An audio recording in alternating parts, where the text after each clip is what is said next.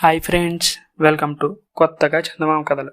ఇవాళ మనం రత్న కిరీటం సిరీస్లో లాస్ట్ పార్ట్ చెప్పుకుందాం. ఇది 12th పార్ట్ కూడా.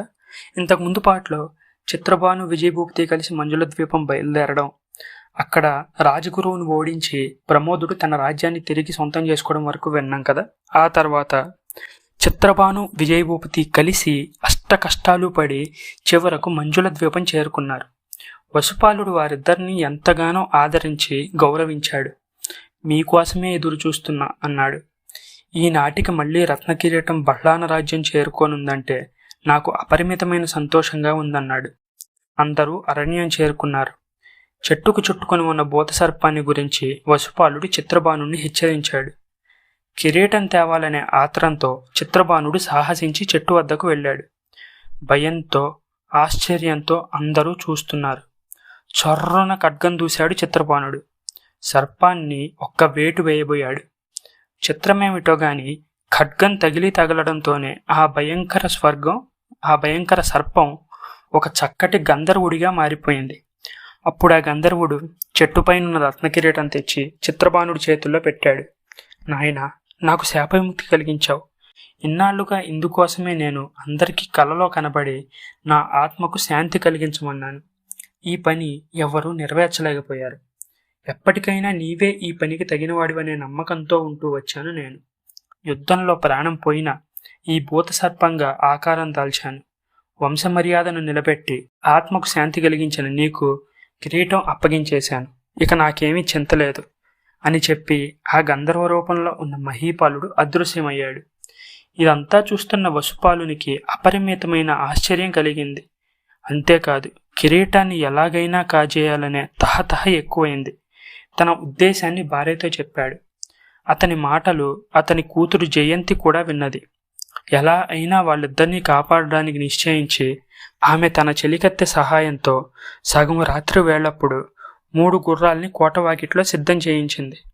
మాటు మణిగిన తర్వాత వారిద్దరూ ఉండే గదిలోకి వెళ్ళి వెంట రమ్మని వాళ్ళని వేగిరపెట్టింది. వాళ్ళు సంశయించడం చూసి జయంతి, నా మాట వినండి, నా తండ్రి మిమ్మల్ని చంపేందుకు వస్తున్నాను. అమ్మతో చెప్తుంటే నా చెవులారా విన్నాను. రత్నకిరీటం కోసమని ఈ ద్వీపం మీద దండెత్తిన మా నాయన చేతులారా మీకు దాన్ని అప్పగించి ఊరుకుంటాడా? మీరు ఈ కోటలో ప్రవేశించినప్పుడే మేడ మీద నుంచి మిమ్మల్ని చూశాను. చూసినప్పటి నుంచి మీకు ఏ అపాయం కలగకుండా చేయమని దేవుళ్ళకి మొక్కుతూనే ఉన్నాను. నా తండ్రి ఎంత దురాశపరుడు కాకుంటే నన్ను ఒక శతవృద్ధుడికిచ్చి పెళ్లి చేయడానికి నిశ్చయిస్తాడా? నాకు తల్లి ఉండి ఒకటే లేక ఒకటే. ఆమెకు మా నాయన కంటే ధనాశ హెచ్చు. అందుకని ఏమన్నా చేస్తుంది. నన్ను ఈ ఆపద నుంచి తప్పించండి, తీసుకుపండి. ముగ్గురం పారిపోదాం. నేను ఏర్పాట్లు చేసే వచ్చాను అంది. ఆ నడిరాత్రప్పుడే వసుపాలుడు అనుకున్న ప్రకారం వాళ్ళని చంపడానికి బయలుదేరాడు. అంతలో ఒక సేవకుడు పరిగెత్తుకుంటూ వచ్చి, ప్రభు, అమ్మాయి గారు అంతఃపురంలో లేరు. ఈ సంగతి మనవి చేద్దామని వస్తే ఏలిక దర్శనం కాలేదు. అందుకనే వెతుక్కుంటూ వచ్చాను అని చెప్పాడు. ఆ మాట వింటూనే రాజు తాను వచ్చిన పని మరిచి వాడితో అంతఃపురానికి వెళ్ళాడు. అదే సమయాన ఆ గది నుంచి ముగ్గురు రత్నకిరీటంతో సహా బయటికి వచ్చి సిద్ధంగా ఉన్న 3 గుర్రాలపైన ఎక్కారు. మేడ మీద నుంచి రాజు వీరిని చూశాడు. వాళ్ల కుట్రను వెంటనే పసిగట్టి వరలో ఉన్న కత్తిని చొర్రున విసిరాడు. దురదృష్టవశాత్తు అది చిత్రభానుడి వీపులోకి దూసుకుపోయింది. కాని చిత్రభానుడు దాన్ని వెంటనే గవీమని లాగేశాడు. కోటపై నుంచి వసుపాలుడు పట్టండి పట్టండి అని కేకలు వేశారు. వెంటనే ఆశ్వీకులు బయలుదేరారు. కానీ వారిని పట్టుకోవడం సాధ్యం కాలేదు. వాళ్ళు తీరం చేరుకుని పడవకు లంగరు విప్పి క్షణంలో సాగిపోయారు.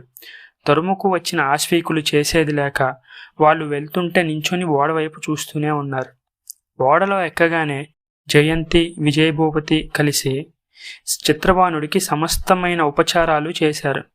ఎంత చేసినా విసిరిన కత్తి విషపూరితమైంది కనుక దాని పని అది చేస్తూనే ఉంది. అయినా చిత్రభానుడు ధైర్యం వదలలేదు. తన బాధ పైకి తెలియనీయలేదు. అక్కడ బళ్ళాన రాజ్యంలో ఓడ దిగిందని అశేష జనము ఉప్పొంగిపోయారు. చిత్రభానుడు రత్న కిరీటాన్ని తాత చేతుల్లో పెట్టాడు. ప్రమోదుడు చెప్పరాని ఆనందం పొందాడు. పసివాడి పట్టాభిషేకానికి వెంటనే ఏర్పాట్లు చేయించారు.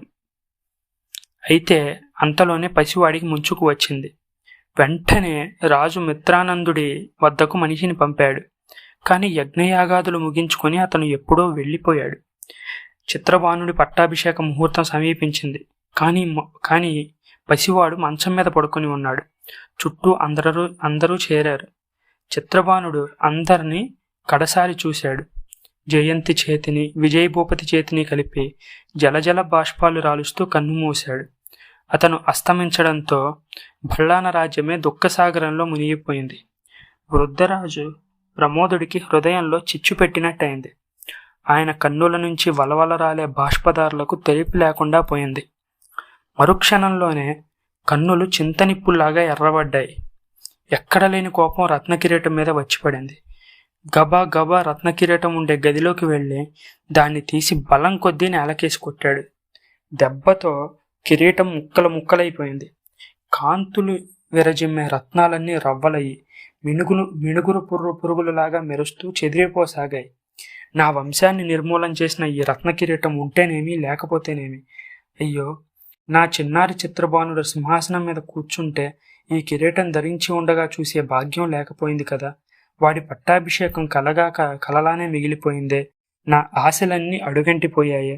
ఇంక నేను బతికి ఉండడం ఎందుకు అని అనేక విధాల వాపోయాడు. మరుక్షణంలో మళ్ళీ ఉగ్రుడయ్యాడు. శరీరం వణిగిపోసాగింది. కాళ్ళు తడబడ్డాయి.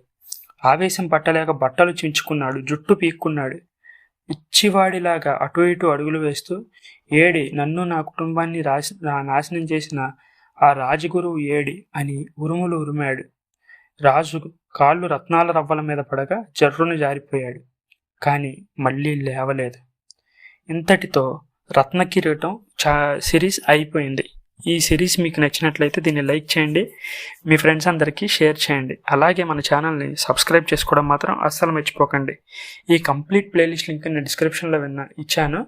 ఒకవేళ మీరు మొదటి నుంచి వినాలనుకుంటే ఆ ప్లేలిస్ట్ మొత్తం వినండి. Thank you friends.